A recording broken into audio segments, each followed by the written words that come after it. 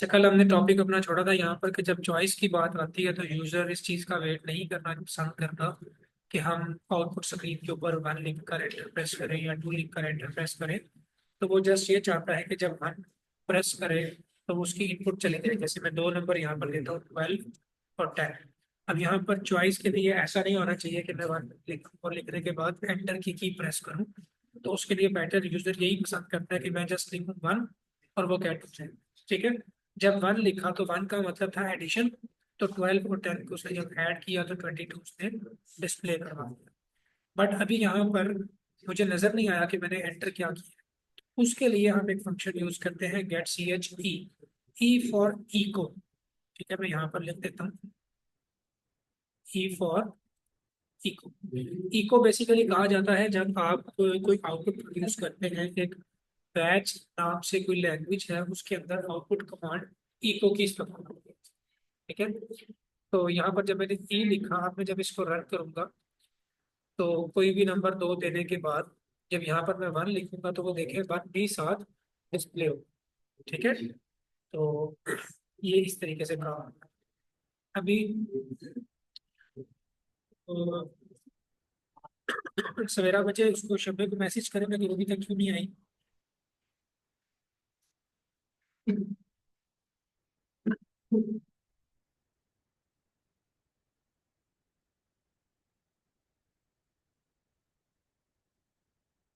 तो बाकी फिर हमने नेक्स्ट चलना है उसकी तरफ। ठीक है। बस एक मिनट उसका और इस्तेमाल करते हैं, इंतजार करते हैं, उसके बाद चलते हैं।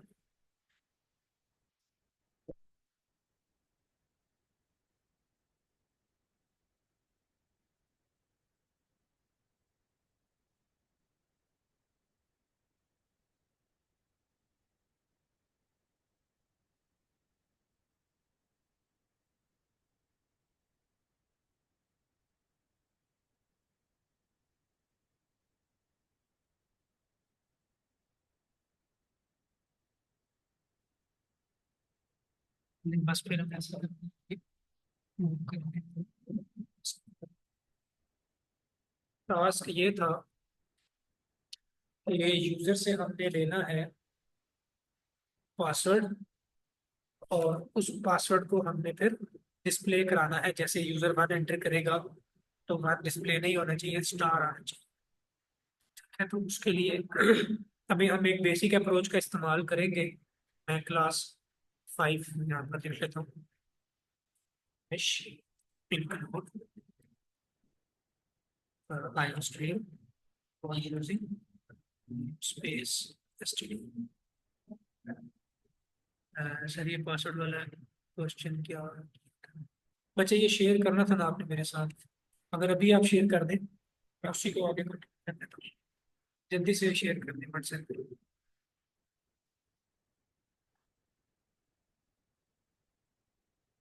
टीचर कहाँ है ऐसे?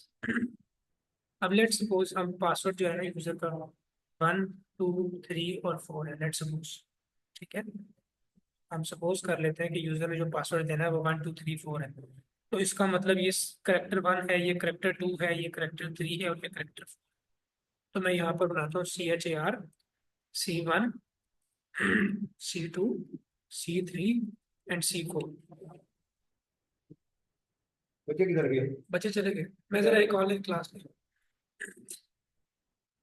C1 C2 C3 और C4, ये चार जो करेक्टर्स है ना, मैंने ये यूजर से एज अ पासवर्ड लेने। जो यूजर का पासवर्ड है 1 2 3 4, या ये समझ लें कि पिन जैसे होती है ना, 4 डिजिट्स की पिन है। ये 4 डिजिट्स की पिन है। अब यहाँ पर क्या करूंगा, मैं सी आउट लिखूंगा और यूजर से कहूंगा कि enter your password, enter your password. अब यूजर जब पासवर्ड एंटर करेगा ना तो मैं यहाँ पर गेट सी एच का इस्तेमाल करूँ। गेट सी एच का इस्तेमाल ऐसे करूंगा, C1 is equal to get CH, और यूजर ने जो करेक्टर मुझे दिया होगा ना वो मैं गेट कर। ठीक है। और यूजर को क्या दिखना चाहिए, स्टैरिक। तो मैं स्क्रीन के ऊपर दिखा दूंगा स्टैरिक इस तरीके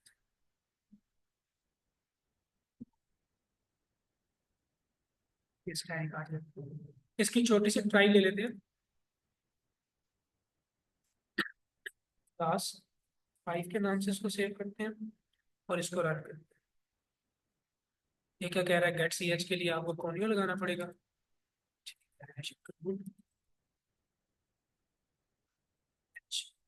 अब इसको रन करते हैं तो देखिए मैं सिर्फ अभी 1 प्रेस करता हूँ, तो देखें 1 की जगह पर स्टैटिक नजर आ गया ना।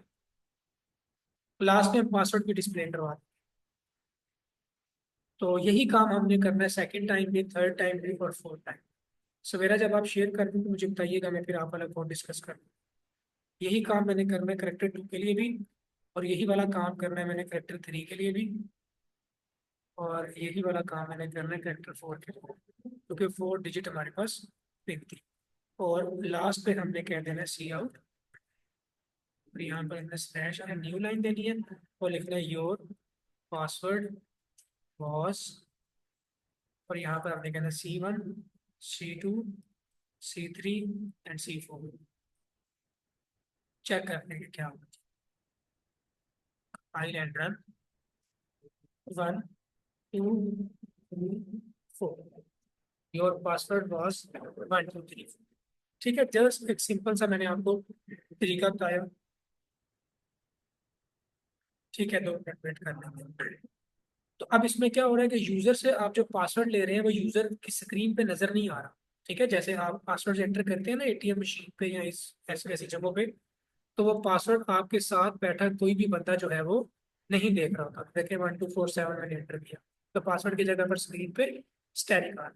आने वाली क्लासेस में इंशाल्लाह ताला हम इसी को रिपीट करेंगे, और ये जो 1 2 3 4 पासवर्ड है हम इसको चेंज कर लेंगे, जितनी यूजर की रिक्वायरमेंट होगी उतना ही हम लोग पासवर्ड गेट करेंगे। तो वो उसके लिए फिर लूपिंग इस्तेमाल हो जाती है, एरेज इस्तेमाल हो जाती है, तो अभी हम उस तरफ नहीं जाना चाहते। करेक्टर की तरफ अब हम मूव कर रहे हैं। 2 चीजें अब हमने आगे पकड़ ली है। एक हम मूव कर गए करेक्टर की तरफ, करेक्टर डेटा टाइप की तरफ, और दूसरी हम मूव कर गए किसकी तरफ, स्विच स्टेटमेंट्स की तरफ, यानी कि कंडीशनल की तरफ, कंडीशनल स्टेटमेंट्स की तरफ। इन 2 चीजों को अब हमने कवर कर लिया। अभी आपके लिए एक टास्क है आज करने वाला, और वो टास्क 5 है। इसमें आपने क्या करना है कि ask user to enter a character या an alphabet. Ask user to enter an alphabet, और यूजर जब वो अल्फाबेट एंटर करेगा तो फिर आपने क्या करना है, show if it is vowel और कॉन्सोनेंट। कॉन्सोनेंट, ठीक है, आपने बस ये बताना है कि वो वॉवल है या कॉन्सोनेंट है। वो अब आप कैसे करेंगे, उसके लिए आपको करेक्टर की इंफॉर्मेशन होनी चाहिए कि करेक्टर क्या होते हैं, और आपको कौन से जो उसकी स्विच स्टेटमेंट के बारे में पता होना चाहिए। तो उससे रिलेटेड हजारी बात हम आज कुछ पढ़ेंगे। और मैं कल की तरह से ये करता हूँ कि इस मेन फंक्शन को कमेंट आउट कर देता हूँ और दोबारा से मेन फंक्शन जो है बना लेते हैं।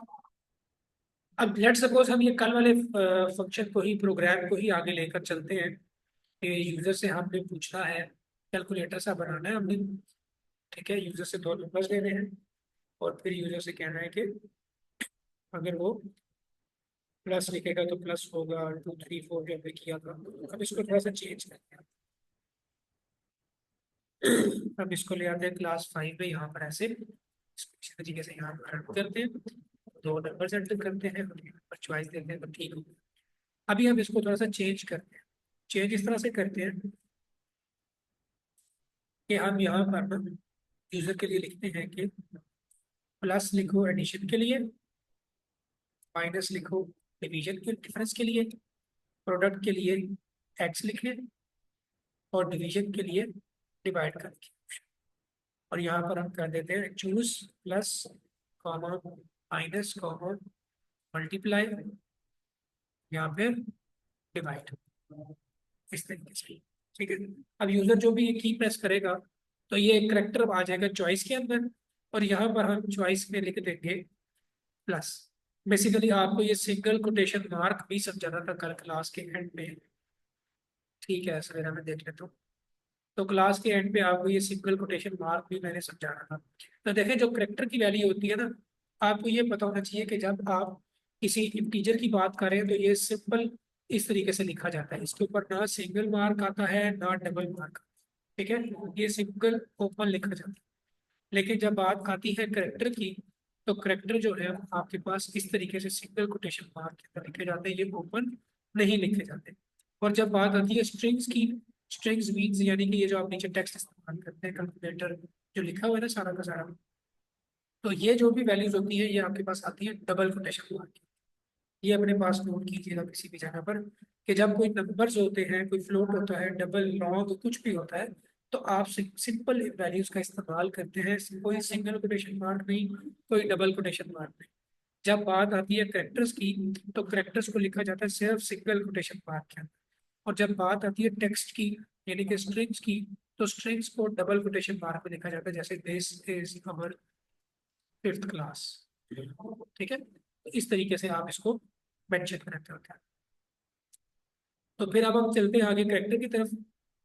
अब अगर तो यूजर ने दिया होगा प्लस, तो इट्स मीन ये रिजल्ट जो है वो ऐड होने चाहिए। अगर यूजर ने एंटर किया माइनस, तो ये होना चाहिए। अगर यूजर ने एंटर किया एक्स मीन्स मल्टीप्लीकेशन, और अगर यूजर ने एंटर किया डिवीजन, तो ये। और इसके अलावा error you have entered invalid operator, ठीक हो गया। और लास्ट पे आ जाएगी रिजल्ट की हो। अब इसको रन करके देखते हैं।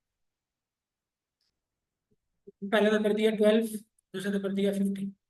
अब मुझसे वो पूछ रहा है ऑपरेटर। अब मैं जैसे ही प्लस दबाऊंगा ना, तो वो देखिए 15 और 12 उसने 27 कर दिया। बस आपने भी इसी तरीके से जो टास्क है वो परफॉर्म करना है, कि यूजर जब ए प्रेस करेगा, आपने उसको गेट कर लेना और बताना है कि ये वॉवल है या कॉन्सोनेंट है। अच्छा देखिए जी, यहाँ पर the correct password to match is 154, और यूजर पासवर्ड अभी तक कुछ भी नहीं आया। Variable is C password. अच्छा, अब इतनी नोट्स में जाने की जरूरत नहीं थी, क्योंकि लूपिंग वगैरह भी हमने नहीं पढ़ी। Get C H get character without displaying it. अब देखिए पासवर्ड क्योंकि हम डिस्प्ले नहीं करवाना चाहते, तो हमने क्या किया कि वो हमने डिस्प्ले नहीं करवाया। If entered key is pressed, break the loop, ये लूप टूट जाएगा, ठीक है, एंटर प्रेस करने पे। else if character is equals to 8, if backspace is pressed, remove the last character। इससे क्या होगा कि user password dot length greater than 0 है, सी आउट बैकस्लैश और backslash move cursor back, print a space and repeat back again. else user password dot push back this, add the enter character to the password string। अच्छा, इसमें string का भी इस्तेमाल किया गया है, ठीक है। सी आउट और डिस्प्ले में आपके पास एक पासवर्ड आ जाएगा, ठीक है। ये थोड़ा सा है,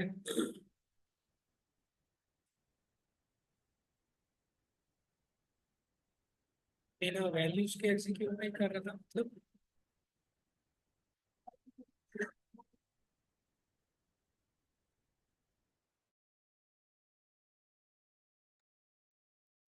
बिना वैल्यूज के वो नहीं एग्जीक्यूट करता, मुझे इस बात की समझ नहीं बचे।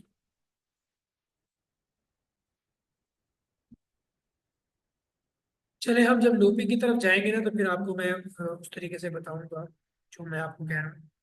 ये भी ठीक है, लेकिन इसमें थोड़ा सा डिफिकल्ट ये है कि आपने लूपिंग और लूपिंग, क्योंकि इस जगह तक हम पहुंचे नहीं है ना। जी, सिर्फ स्टैटिक की प्रिंट कर रहा हूँ,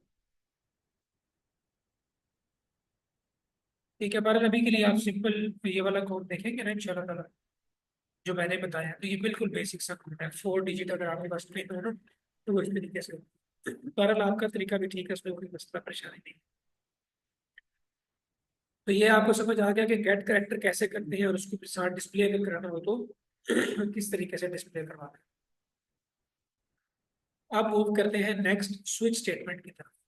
कंडीशनल स्टेटमेंट के अंदर हमारे पास आ जाता है if, else, if else if. अब आप चलेंगे इस कंडीशनल स्टेटमेंट के अंदर स्विच की तरफ। स्विच का स्ट्रक्चर ये होता है कि इस इफ को ही हम कन्वर्ट कर देंगे स्विच के केस में। स्विच के केस का स्ट्रक्चर ये होता है कि आप लिखते हैं स्विच का कीवर्ड, और इसके अंदर आप अपने उस वैल्यू को पास करते हैं जिसको आपने चेक करना है। वो नंबर भी हो सकती है, वो करेक्टर भी हो सकती है। इस केस में हमने पास करना है चॉइस, तो हम चॉइस पास करें। अच्छा, यहाँ पर ना एक एमसीक्यूज में आपको बता दूं, पेपर में अक्सर पूछा जाता है कि स्विच जो है ना, ये एक ऐसी कंडीशनल स्टेटमेंट है जिसके अंदर जस्ट इक्वालिटी चेक होती है। ठीक है, इफ के अंदर तो आप greater than less than check कर सकते हैं ना, स्विच के अंदर सिर्फ इक्वालिटी चेक होती है कि क्या ये चीज इसके बराबर है, तो ठीक है, अदरवाइज नो। स्विच के अंदर सिर्फ इक्वालिटी चेक। तो इसके अंदर होते हैं केसेस। जैसे सबसे पहला केस हमने कहा केस प्लस की बात, दूसरे केस के अंदर हमने कहा जी माइनस की बात हो, तीसरे केस के अंदर हमने कहा जी मल्टीप्लाई की बात हो, और करेक्टर्स है ये, तो इसलिए हमने इसको करेक्टर्स के अंदर लिखा। और चौथे केस के अंदर हम कहते हैं जी के डिवीजन की बात हो। केस के आगे जो है वो देखिएगा दो नुकते लगते हैं जिसको कॉलम कहा जाता है, और हर केस के साथ ब्रेक स्टेटमेंट लगती है। हर केस के साथ ब्रेक स्टेटमेंट लगती है। अगर वो ब्रेक स्टेटमेंट आप नहीं लगाते तो फिर आपका जो केस है वो ठीक तरीके से वर्क नहीं करता। मैं भी आपको उसकी भी एग्जांपल बताता हूँ।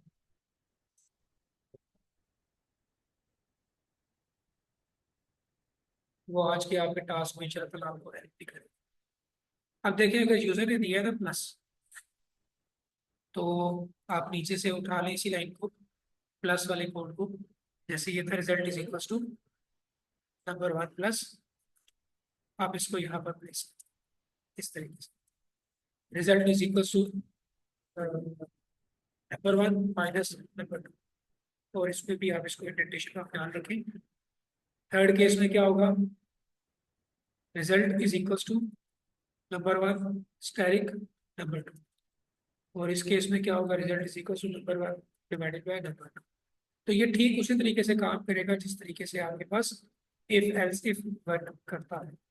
बट इसके अंदर हमारे पास जो लास्ट एल्स होता है कि अगर कुछ भी ना होगा, अब हम इसमें फंक्शन यूज करते हैं डिफॉल्ट। और डिफॉल्ट के अंदर ये होता है कि जब कुछ भी नहीं होगा तो फिर डिफॉल्ट चलेगा, और डिफॉल्ट के अंदर हम सी आउट करवा देते हैं कि यू हैव एंटर्ड, वही जो लाइन आपने वहां पर लिखी थी, वैलिड। उसको रन करके देखते हैं कि क्या प्रॉब्लम्स है जी हमारे कोड के अंदर। दो नंबर देते हैं 12 और 15, और यू हैव एंटर्ड इनवैलिड, ठीक है, प्लस माइनस मल्टीप्लाई डिवाइड।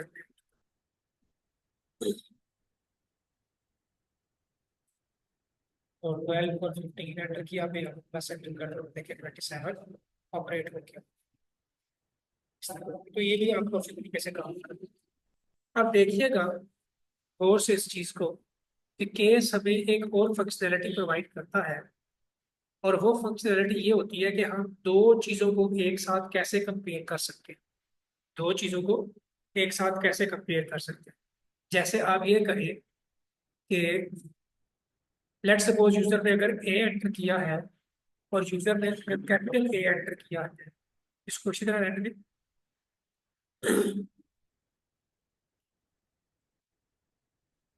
और ये रहने दें ऐसे।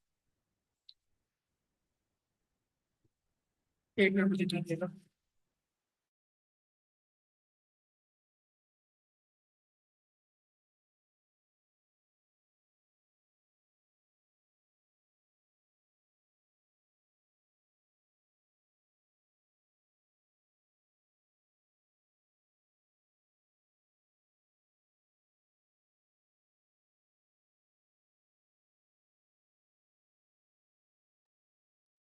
बच्चों, आवाज आ रही है मेरी?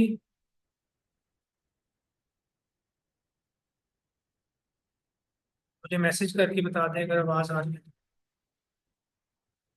बीच में एक इम्पोर्टेंट कॉल आ गई थी, तो इंटरनेट जो है वो मोबाइल के साथ में था, जिसकी वजह से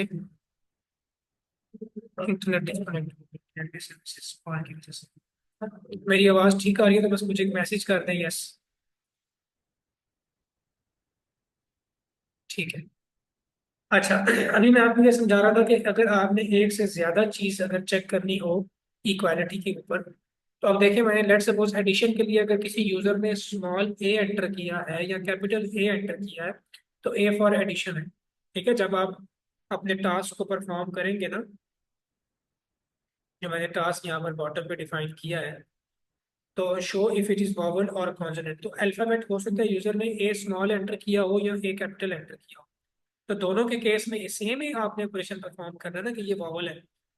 तो अब देखें, अगर एक से ज्यादा केसेस में सेम आपने फंक्शन परफॉर्म करना है, तो आप जस्ट लिखते हैं केस जैसे ये वाला, और दूसरा केस ये वाला, और इन दोनों के बॉटम पे आप एक ही बार उस फंक्शन को परफॉर्म करते हैं। ये जितने भी केसेस होंगे, जितने भी केसेस में आप सारे के सारे इस तरीके से लिखेंगे और एक ही बार नीचे फंक्शन परफॉर्म करेंगे। जैसे यहाँ पर कोई और केस होता, ABCD कुछ भी होता, तो जितने भी केसेस है वो लिखने के बाद आपने वो फंक्शन परफॉर्म करना है और उसके बाद रन करना है। अब इसको रन करके देखते हैं। 12 और 5, मैं कहता हूँ जी स्मॉल है, तो देखिए 12 और 5 17 कर दिया उसने। दोबारा से इसको रन करते हैं और अब कैपिटल ए एंटर करते हैं। 12 और 5 सेम वही एंटर, और अब मैं कैपिटल ए एंटर करता हूँ, तो देखिए स्मॉल ए से भी 17 हुआ और कैपिटल ए से भी 17 हुआ। ठीक है, इससे हमें एक चीज और समझ में आ गई, इससे हमें एक चीज और समझ में आ गई कि अगर आपने ब्रेक स्टेटमेंट का इस्तेमाल नहीं किया ना, देखिए अगर यहाँ पर ब्रेक लगा होता, तो ब्रेक से क्या होता है कि ये केस चलता है और यहाँ पे ब्रेक हो जाता है। ठीक है, फिर अगला चलता है। जी, आपने वॉवल जो है ना, वो कैपिटल ए भी वॉवल होता है और स्मॉल ए भी वॉवल होता है, तो दोनों के लिए कर रहे हैं आप। और फिर उसके अंदर कुछ मजीद चीजें मैं उसमें चेक करूंगा, आपने तमाम लूप होल्स को कवर करना है। मैं फिर उसको बताऊंगा कि इसमें मजीद क्या चीज़ ऐड हो सकती थी जो आपने ऐड नहीं की। तो देखें, अब अगर मैंने केस ए लिखा और केस ए को मैंने यहाँ पर ब्रेक कर दिया, तो इसका मतलब है कि अब वो केस दूसरे वाले को चेक ही नहीं करेगा। ठीक है, ऐसे देखिए मैंने यहाँ पर लिखा ए, सॉरी यहाँ पर तो आएगा 12 और 5, और ये मैंने स्मॉल ए लिखा, तो वो देखिए दूसरे वाले केस की तरफ गया ही नहीं। अगर एक केस ट्रू हो जाता है तो वो दूसरे की तरफ जाता ही नहीं। तो अगर ब्रेक स्टेटमेंट का हम इस्तेमाल नहीं करते और इन केस दो केसेस ठीक हो जाते हैं, तो वो दोनों पे आउटपुट दिखा देता है। ठीक है, जैसे ये वाला केस और अगर ये वाला केस, दोनों के दोनों एट अ टाइम ठीक हो जाए ना, जैसे आप यहाँ पर लिख देते हैं ए, और आप यहाँ पर ब्रेक का इस्तेमाल नहीं करते। ठीक है, मैं मिस्टेक्स की बात बता रहा हूँ आपको कि समटाइम्स आपसे ऐसी मिस्टेक्स हो जाती है। अब होना क्या चाहिए था कि जब मैं ए प्रेस करूंगा तो ये केस ट्रू होगा, तो प्लस हो जाएगा। ठीक है, और उसके बाकी केसेस को नहीं चलना चाहिए था, बट वो क्या करेगा, ब्रेक नहीं लगा हुआ तो वो बाकी केसेस भी चलाएगा। जब बाकी केसेस चलाएगा तो वो उन दोनों नंबर को ऐड करेगा, फिर उन दोनों नंबर को माइनस करेगा, तो माइनस वाला रिजल्ट शो करवाएगा। Previously used here duplicate case, अच्छा इस केस में डुप्लीकेट आ रहा है। समटाइम्स ऐसा होता है कि डुप्लीकेशन नहीं भी होती फिर भी इक्वल आ जाता है। अब मैं वो केस आपको समझाऊं कैसे, कि दो केसेस में आप बस लेट सपोज यहाँ पर हम कह लेते हैं अल्फा, 4 अल्फा, अल्फा की तरफ ए डाल,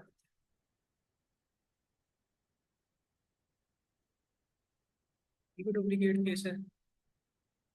अल्फा कैन नॉट अपीयर, अच्छा ठीक है, उस तरीके से। और हमारा जब आपके दो केसेस सेम हो जाते हैं ना, तो जैसे मैंने ये केस लिखा ना, तो अगर आपका ये केस है और आपने ब्रेक स्टेटमेंट नहीं लगाई और अगला केस लिखा, तो इसका मतलब है कि ये अगले को भी चेक करें, फिर उसके बाद अगले को भी चेक करें, फिर उसके बाद अगले को भी चेक करें। ठीक है, तो इसलिए आप ब्रेक स्टेटमेंट लगाते हैं कि जो हमारा केस ट्रू हो जाए उसके बाद बाकी केसेस को चेक करने की जरूरत नहीं है। तो ब्रेक स्टेटमेंट भी आपको यहाँ पर पता लग जानी चाहिए कि ब्रेक स्टेटमेंट वहां पर इस्तेमाल करते हैं जहां पर rest of the statements neglect करती है। इसको हम रेस्ट ऑफ द स्टेटमेंट्स, या no need to operate rest of the statements के, इसके अलावा जितनी भी स्टेटमेंट्स हैं ना उसको चेक करने की जरूरत ही नहीं है। तो जो सा भी केस ट्रू होगा ना, उसके बाद अगला केस वो चलाएगा ही। ये ब्रेक स्टेटमेंट का काम। ब्रेक स्टेटमेंट्स हम आगे भी यूज करेंगे, तो ब्रेक स्टेटमेंट्स की जो फंक्शनलिटी है वो ऐसे ही रहेगी। ठीक है बच्चों। अब मूव करते हैं अपने नेक्स्ट पार्ट।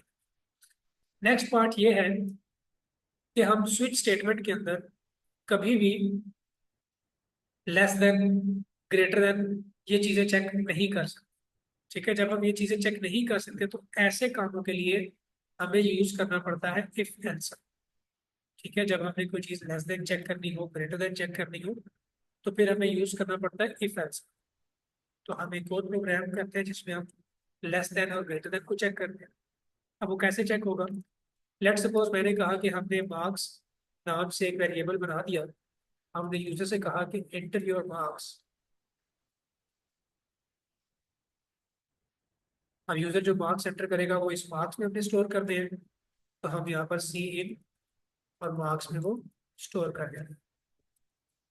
अब हमें चेक करना है कि अगर वो मार्क्स ग्रेटर देन हुए 33, तो हमने क्या कहना है जी कि you are pass, see out you are पास,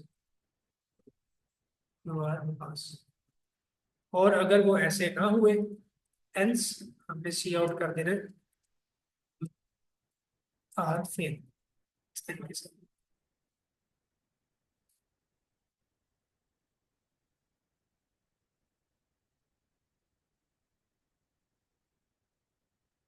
बात नहीं। अब इसको रन करते हैं और मार्क्स एंटर करते हैं 20, आ रहा है यू आर फेल। बट ये मैंने आपको बताया था कि अगर मैं मार्क्स एंटर कर देता हूँ -20, तो देखिए अभी भी कह रहा है यू आर फेल। इसका मतलब ये हो गया कि हमें इसको कोई रेंज देनी पड़ेगी। ठीक है, तो एक से ज्यादा चीजें हम अपनी इफ स्टेटमेंट के अंदर इस्तेमाल कर सकते हैं। जैसे अभी मैंने रेंज दे दी है, तो मैं लिखूंगा if marks greater then 0 and marks less than 100, और इक्वल भी, क्योंकि कम से कम बच्चे के 0 नंबर हो सकते हैं और ज्यादा से ज्यादा 100 हो सकते हैं। तो कैसे हम रीड करते हैं? If marks are greater than और इक्वल टू, तो पहले ग्रेटर का साइन आएगा फिर इक्वल का साइन आएगा।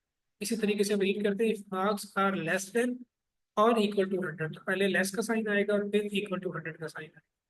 और फिर इसके अंदर हम लिखते हैं ये सारा का सारा। और मैंने आपको बताया था कि आपने इंडेंटेशन का खास ख्याल रखना है पेपर अटेम्प्ट करते वक्त भी। पेपर प्रेजेंटेशन आपकी अच्छी होनी चाहिए ताकि आपका रिजल्ट जो है वो अच्छा, मार्क्स आप अच्छे ले सकें। अब देखिए 20 लिखा तो मुझे बताएगा यू आर फेल। बट अगर -20 लिखूंगा तो -20 के ऊपर मुझे कोई इनपुट नहीं देगा, क्योंकि मैंने सिर्फ ये लिखा कि अगर मार्क्स वैलिड होंगे तो इनपुट आनी चाहिए। अदरवाइज यानी कि यहाँ पर मुझे एक और एल्स लगानी थी। इस एल्स में मैंने मेंशन करना था सी आउट, और यहाँ पर मेंशन करना था मार्क्स आर इनवैलिड।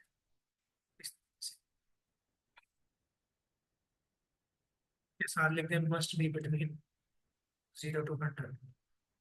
ठीक है, तो मार्क्स आर, यानी कि कोई भी ऐसी इनपुट जो नंबर फॉर्म में नहीं होगी उसके लिए भी वो आपको इनवैलिड ही देगा। यू आर फेल, बाद में तो चले फेल आ गया। और अगर इसको ए आई ओ, तो यू आर फेल।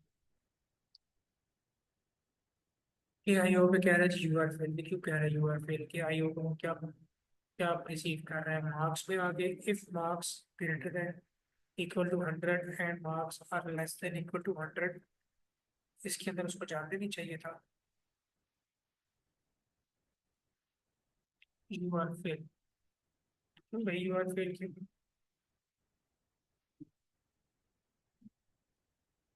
एक सी आउट करें, क्या आया मार्क्स में? मेरा ख्याल है कि जो करेक्टर एंटर कर रहा है ना, ये उसकी वैल्यू अर्थमेटिक वैल्यू ले रहा है उसके किसी बैंक से। ए एंटर करता हूँ तो देखें 0। ओके, तो मैं जो भी करेक्टर एंटर करता हूँ ना, वो इनवैलिड होने की वजह से वो उसको 0 रिसीव कर लेता है। कोई भी चीज उसको मैं इनपुट देता हूँ, जैसे मैं यहाँ पर लिखता हूँ ना, ये मार्क्स, ये मैंने मार्क्स है, तो वो देखे उसको 0, इसलिए वो बार बार उसको कह रहे थे क्योंकि these are not valid marks. ठीक है, ठीक है, तो हम इस तरीके से एक से ज्यादा चीजों को चेक कर सकते हैं इफ के अंदर दो चीजें लगा। और ये क्या होती है, अब ये थोड़ा सा समझने की जरूरत है। इसको हम कहते हैं लॉजिकल ऑपरेटर्स। सबसे पहले आपको पता होना चाहिए अरिथमेटिक ऑपरेटर्स क्या है। से पहले लिखते हैं अरिथमेटिक ऑपरेटर्स क्या होते हैं, आपको ये पता होना चाहिए।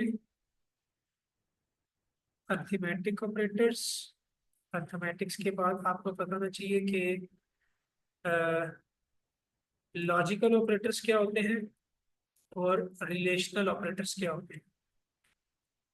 अरिथमेटिक ऑपरेटर्स कहते हैं प्लस माइनस मल्टीप्लाई डिवाइड या फिर मॉड्यूलस, ये सारे के सारे मिलाते हैं अरिथमेटिक ऑपरेटर्स। लॉजिकल कहलाते हैं एंड, और नॉट। ठीक है, मैं इनके साथ लिख देता हूँ एंड और नॉट। रिलेशन होता है greater than, less than, greater than equal to, less than equal to, not equal to और इक्वल टू। ये सारे के सारे होते हैं रिलेशनल ऑपरेटर्स। अब हमने कौन कौन से पढ़ लिए, प्लस माइनस मल्टीप्लाई डिवाइड पढ़ लिए हैं, less than greater than equal to not equal to पढ़ लिए। अब हम पढ़ेंगे एंड और नॉट। अब हम सिंपल एग्जांपल की तरफ मूव करते हैं, सिर्फ इनको समझने के लिए कि ये एंड ऑपरेटर और ऑपरेटर क्या काम। देखिए मैं यहाँ पर दो वेरिएबल्स लिखता हूँ, इंटीजर या करेक्टर कर लेते हैं, करेक्टर और C H is equals to, इसको हम यूजर पे छोड़ते हैं, cout enter first alphabet. हम यूजर से कहते हैं जी फर्स्ट अल्फाबेट एंटर कर, और सी इन कर दिया या गेट सी एच कर लेते हैं, C H is equals to get C H, और साथ उसको डिस्प्ले में डाल सी एच ई। और हम चेक करते हैं कि इफ जो यूजर ने करेक्टर दिया है वो बराबर हुआ अगर ए के, तभी, या फिर अगर यूजर ने जो करेक्टर एंटर किया है वो हुआ कैपिटल ए के, तभी आपने सी आउट करना है वावन। अब हम इसको रन करते हैं और देखते हैं क्या होता है। देखिए यूजर ने ए प्रेस किया तो लिखा आ गया वावन।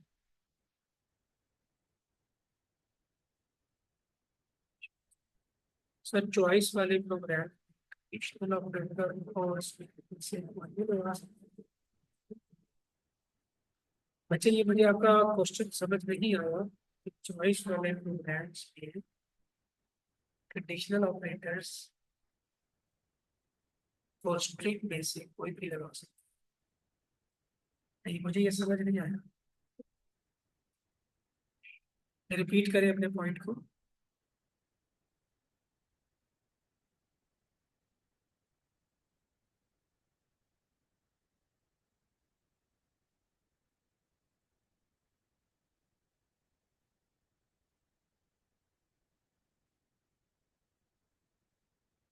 जैसे कल वाला था जी, ये वाला क्वेश्चन था कल। हाँ नहीं नहीं, आपकी मर्जी, आप उसमें स्ट्रिंग यूज करें, करेक्टर यूज करें, कुछ भी यूज करें। बेसिकली ना आपने ये देखना होता है कि आपसे जिस क्लास का टेस्ट हो रहा है ना, उस क्लास में आपको क्या कोर्स पढ़ाया जा रहा है। अब मुझे नहीं लगता कि आपकी सेकेंड ईयर की बुक के अंदर स्ट्रिंग्स वाला कोई टॉपिक है। अगर वो है तो वो करेक्टर्स की तरह से, यानी कि करेक्टर्स की एक एरे है और उस एरे को स्ट्रिंग का नाम दिया गया। तो फिर आप कोशिश करें कि आप स्ट्रिंग्स के जरिए मत करें, करेक्टर्स के जरिए ही करें। ठीक है, लेकिन अगर आप उसके जरिए भी करते हैं तो आपका क्वेश्चन गलत नहीं होता। दूसरी बात जो मेरे ख्याल में आप पूछना चाह रहे हैं कि हम इफ एल्स लगाएं या स्विच स्टेटमेंट लगाएं या क्या करें, तो वो आपके ऊपर है। बेसिक चीज ये होती है कि आपकी आउटपुट ठीक आनी चाहिए। दूसरी चीज ये होती है कि आपसे जो क्वेश्चन पूछा गया ना, जैसे लेट सपोज आपसे कहा गया कि आपने ये फंक्शन परफॉर्म करना है यूजिंग फॉर लूप। अब आपने फॉर लूप का ही इस्तेमाल करना है। और अगर आपसे कहा गया कि आपने कोई चीज चेक करनी है यूजिंग स्विच स्टेटमेंट, तो फिर आपने इफ एल्स इस्तेमाल नहीं करने, आपने स्विच स्टेटमेंट ही यूज करना है। लेकिन इन केस अगर आपको ऐसी कोई बात नहीं बताई गई, तो फिर इसका मतलब है कि आप कोई भी यूज कर सकते हैं तरीका, जस्ट रिजल्ट ठीक आना चाहिए। मूव करते हैं आज की क्लास में। क्लास 5 में यहाँ पर देखिए, यूजर अगर ए एंटर करेगा या कैपिटल ए, तो इसका मतलब ये हुआ कि अगर यूजर ने ये एंटर किया या फिर ये एंटर किया तो दोनों केसेस में आउटपुट आएगी वॉवल। ठीक है। और का मतलब ये होता है, मैं कैपिटल ए एंटर करता हूँ तो देखिए वॉवल आ गया। अगर मैं स्मॉल ए एंटर करता हूँ तो भी देखिए वॉवल आ गया। बट अगर मैं कैपिटल ए और स्मॉल ए के अलावा कोई चीज एंटर करता हूँ तो देखिए कोई आउटपुट नहीं आई, क्योंकि उस इफ के अंदर गया ही नहीं। ठीक है। ये होता है और का काम। और एंड का काम क्या होता है, क्या दोनों चीजें ठीक होनी चाहिए। अब मैं स्मॉल ए एंटर करूंगा तो जाहिर है कैपिटल ए तो एंटर नहीं कर सकता, तो मुझे आउटपुट ही नहीं आएगी, क्योंकि दोनों चीजें ठीक होनी चाहिए थी। तो जहां पर दोनों चीजें ठीक होती हैं वहां पर आउटपुट ठीक आता है। ठीक है। इस इफ के अंदर, इस एंड के अंदर, एंड का मतलब होता है दोनों ठीक होनी चाहिए। जैसे हमने बात की थी, बच्चे के मार्क्स 0 से ऊपर होने चाहिए और 100 से नीचे होने चाहिए। ठीक है। तो उस केस के अंदर हमने एंड का इस्तेमाल किया था कि 0 से अबव और 100 से बिलो, तो दोनों रेंजेस ठीक होनी चाहिए। ये नहीं कि 101 लिखा हो, ये भी गलत है। और ये भी नहीं कि -1 लिखा हो, ये भी गलत है। तो 0 से भी अबव होने चाहिए, एज वेल एज 100 से भी बिलो होने चाहिए। ठीक है। तो वो ऐड होता है। और का मतलब होता है कि अगर ये हो गया तो भी वावल है, अगर ये हो गया तो भी वावल। ठीक है। इस तरीके से। और इसको शिफ्ट, और ये वाला प्रेस करते हैं कि ये जो बैक स्लैश लिखी होती है ना, इसको शिफ्ट के साथ प्रेस करते हैं, ये और का साइन करना है। अब देखिए डॉट का क्या करना है। डॉट का काम ये होता है कि चीज को उल्टा कर दे। जैसे लेट सपोज अगर यूजर ए प्रेस करेगा ना तो वॉवल आएगा, ये देखिए। ठीक है। ए प्रेस करने से वॉवल आ गया। और अगर ए के अलावा कोई चीज प्रेस करेगा, जैसे ये प्रेस कर दी, तो कुछ भी आउटपुट नहीं आएगा। अगर मैं इसको नोट कर, इस पूरी की पूरी इनपुट को अगर मैं नोट कर, कंडीशन को सॉरी नोट कर, तो नॉट के केस में क्या होगा। अच्छा, क्लास एंड होने वाली है। अब मैं जब ए प्रेस करूंगा तो कोई भी आउटपुट नहीं आएगी, क्योंकि नॉट यूज हुआ ना। सर ये एंड बी क्यों ऑपरेट नहीं हुआ, तो रूट था ए ही थे, मतलब वॉवल ही थे। नीचे दोनों वॉवल ही थे, अगर मैं ए लिखूंगा तो मैंने देखे ऐड लिखा था ना, तो ऐड का मतलब है कि दोनों के दोनों ट्रू होने चाहिए, तो मैं दोनों के दोनों तो एंटर कर ही नहीं सका। तो एक एंटर कर सका तो उसको तो दोनों चाहिए थे, तो उसने इसलिए ट्रू नहीं किया था। ठीक है। क्लास एंड होने वाली है, कल चला था, इसको यहीं से आगे कंटिन्यू करेंगे नॉट वाली स्टेटमेंट को। नॉट ये करता है कि आपकी इस गिवन कंडीशन को फॉल्स कर देता है। जैसे अगर यूजर ने ए ही एंटर किया है ना, तो वो उसको नॉट कर दे। जैसे ए में वावल आना चाहिए, ए लिखूंगा तो वावल नहीं आ रहा, क्योंकि उसको उल्टा कर दिया। अब मैं ए के अलावा कोई